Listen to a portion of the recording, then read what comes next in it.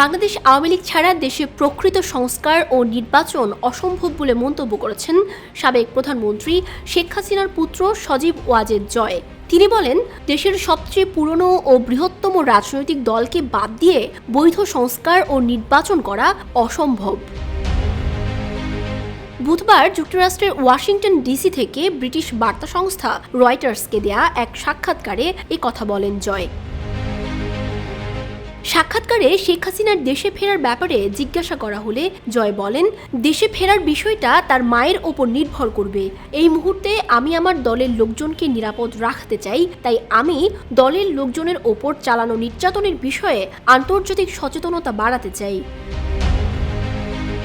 বাংলাদেশ সেনাবাহিনী প্রধান জেনারেল ওয়াকারুজ্জামান 18 মাসের মধ্যে নতুন নির্বাচন আয়োজনে অন্তর্বর্তী সরকারকে সমর্থনের যে কথা বলেছেন তাতে সন্তোষ প্রকাশ করেছেন সজীব ওয়াজেদ জয়। সাক্ষাৎকারে 18 মাসের সময়সীমাকে প্রত্যাশার চেয়ে অনেক দেরি বলে উল্লেখ করলেও তিনি এতে খুশি বলে জানান।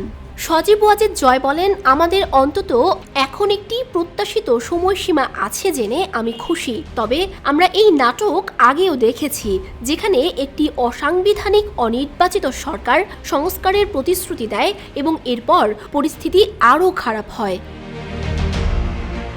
রয়টার্স তাদের প্রতিবেদনে উল্লেখ করেছে, ডক্টর মোহাম্মদ ইউনূসের নেতৃত্বে অন্তর্বর্তী সরকার নির্বাচনের আগে বিচার বিভাগ, পুলিশ এবং আর্থিক প্রতিষ্ঠানে সংস্কারের প্রতিশ্রুতি দিয়েছে, তবে এই কাজ শেষ করার জন্য কোনো তারিখ নির্ধারণ করেনি।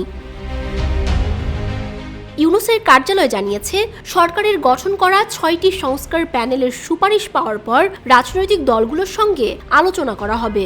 সবাই সংস্কারের বিষয়ে একমত পোষণ করলে এবং ভোটার তালিকা তৈরি হলে ভোটের তারিখ ঘোষণা করা হবে।